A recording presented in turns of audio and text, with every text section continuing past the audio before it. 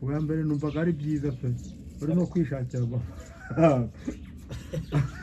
kamwe ngumvisha rero n'akandi nakoze ndi gutongana n'umukobwa wo muri Atel naragakoze shafone ndayiforomata akagenderaho nsigarana agace konyine hanze urabeye mpamagara bamwe na bamwe kandi finali byari byiza rwose byumvikana kuri kwigira amafaranga hano muri MTN n'abagome zamuha umunamara imyaka 5 bango bamuguriza kandi ashiraho amafaranga buri munsi nawe utagiye muri kashe se kwa kugurira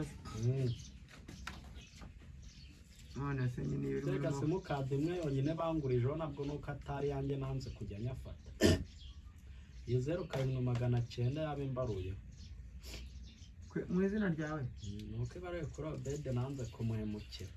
manara yagurije bari bageze mu 500 nanijana ndafata kubera ukuntu uyikoresha wayikoreshaga ubitse ubikuza Obede none mwe cyagiye ukangaga mu bintu by'abasirikare nkareba kubikora avuga atara aho yagera bikaba bare guhita bamucatiraho wabate wowe amafaranga y'abandi warayamaze none si ikibazo ubwo ntibagukurikirana ugira ngo yaba utabirimo ntabwo bajya bagukurikirana iyo wabambuye bagushyira mu cyo bita sirabe bakazajya bagwatira nyine bakagira ikintu runaka ni nka make make se urabona bakurikirana kuri make make ko bakubindi igihe ukeneye serivisi ya leta bakabona kukwishyuza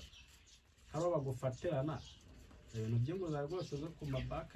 ntabwo babita bagutereza hoya wapi ufite bayinita uvugisha akuvugisha ntako manzi ukora ibyo bwiza nagiye kukuvangira tsibanzema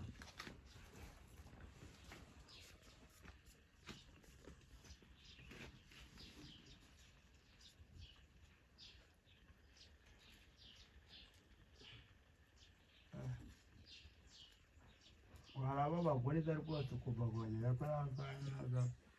ariko